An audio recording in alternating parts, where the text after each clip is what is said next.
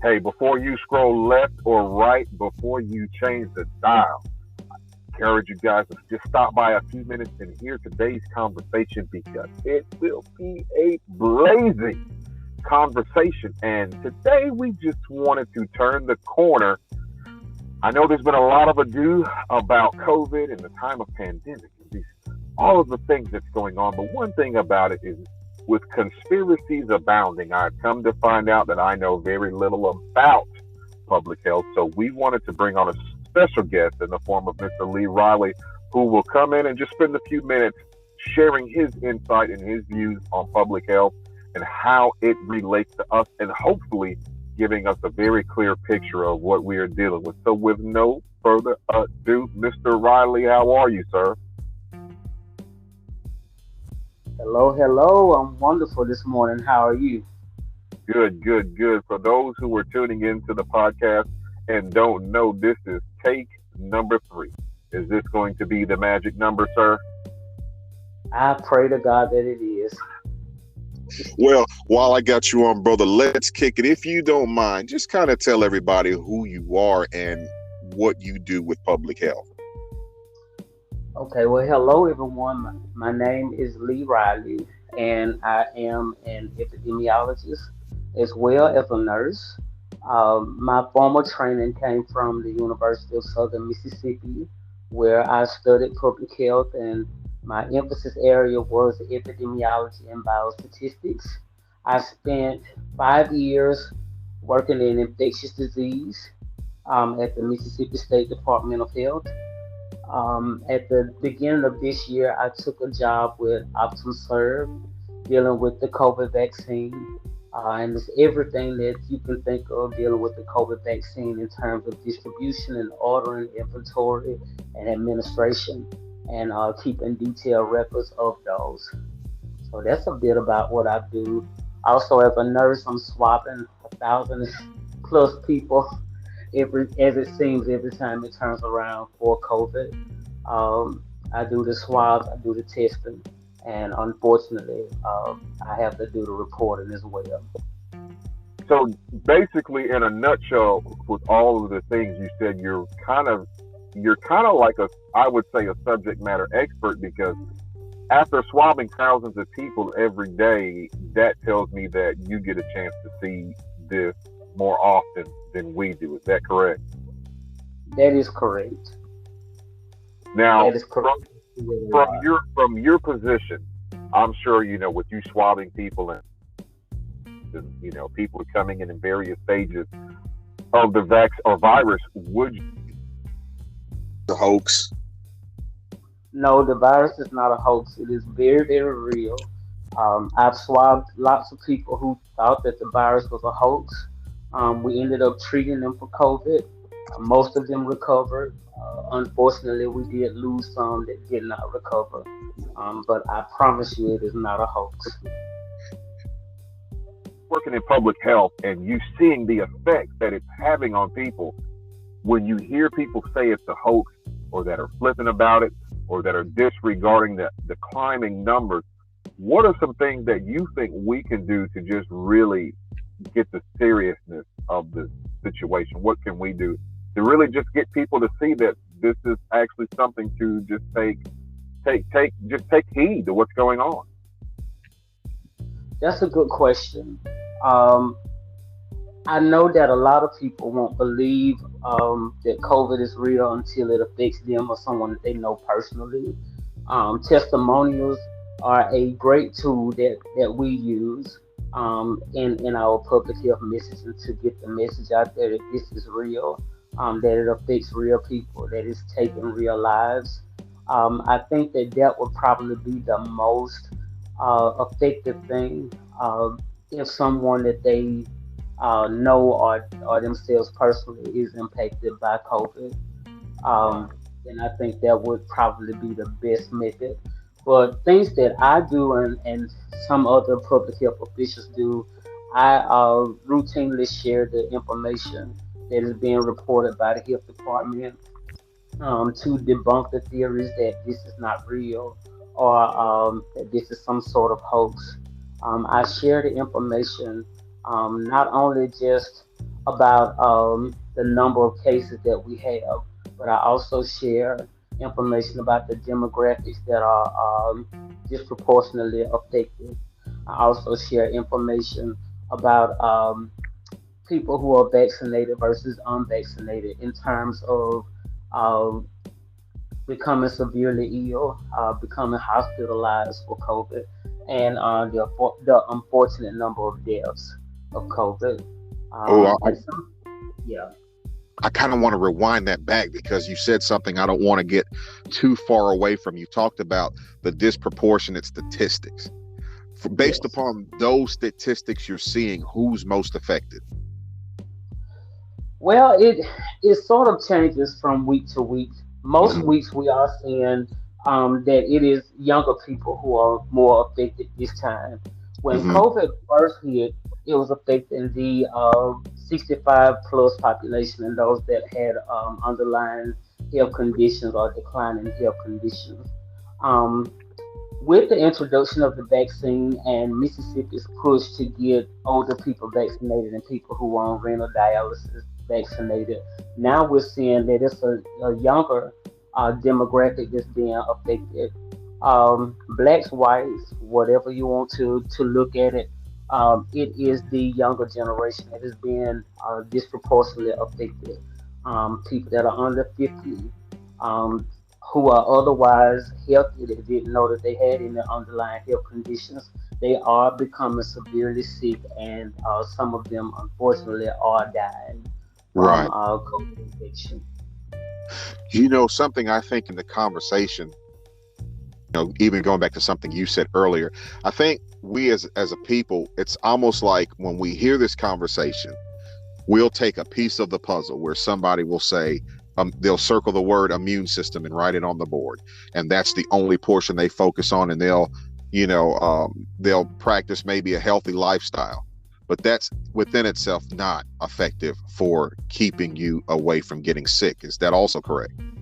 That is correct. That is very correct. It takes more than living a healthy lifestyle. Plenty of people have lived healthy lifestyles and have lost in the battle against COVID.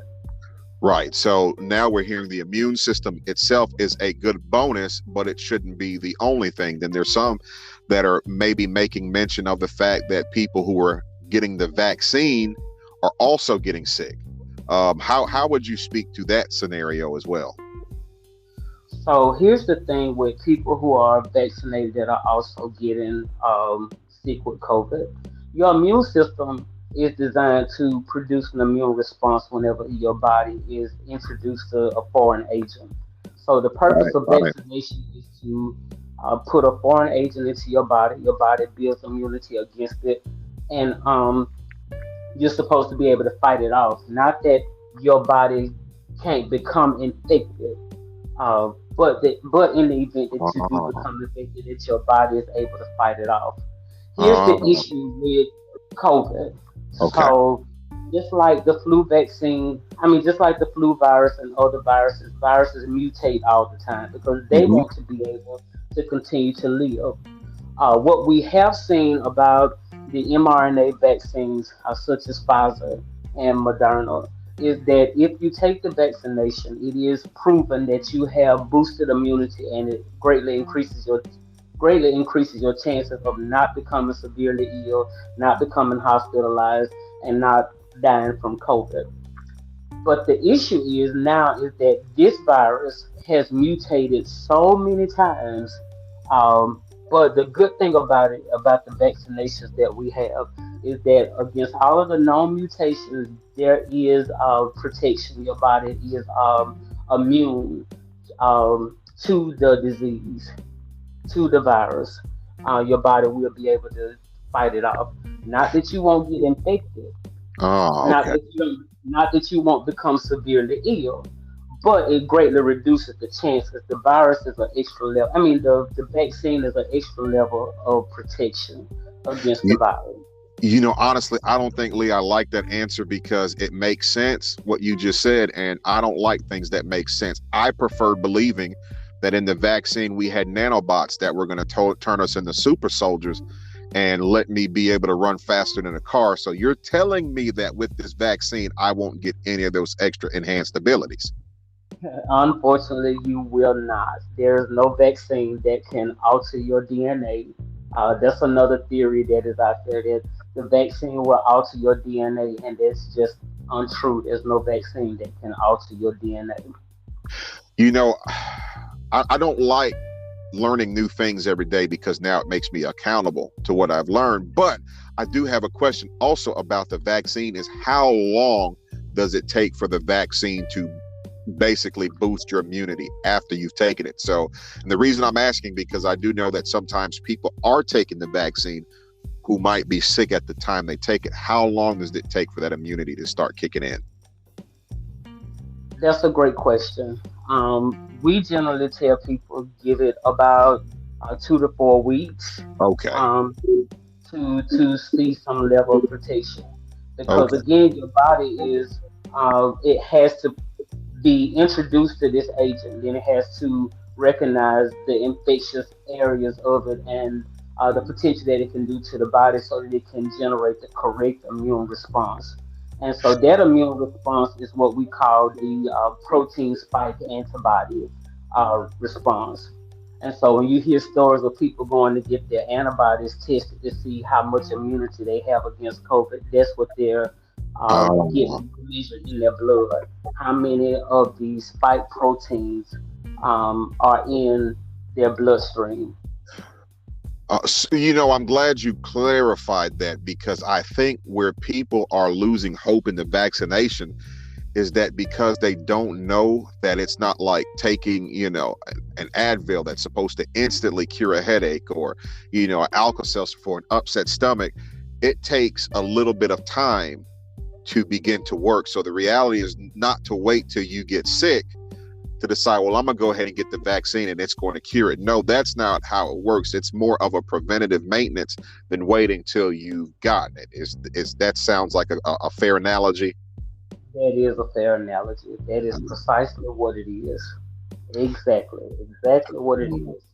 So with that being said, in the public health arena, because I do know this has been a very tough time for a lot of people, whether or not people believe it's real or whatever, whether or not going to do anything to combat it with their minds, with, just the way they approach, social distancing and masks and just being in large crowds of people. I get all of that. I get people want this not to be a new normal, but right now we are here.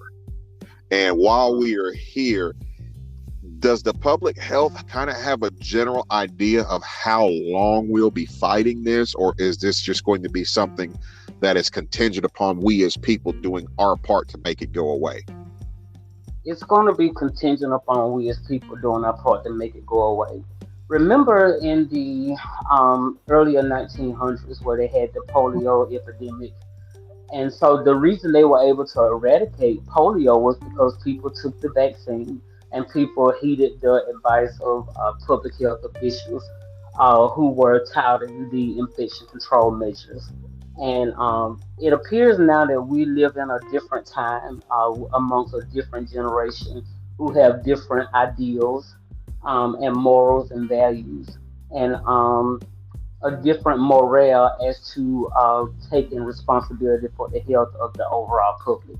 Most people, it is out of sight, out of mind. So if it's not affecting me at this moment, um, I'm not going to do what it takes to protect my neighbor down the street because my house is not impacted today. Yes, sir.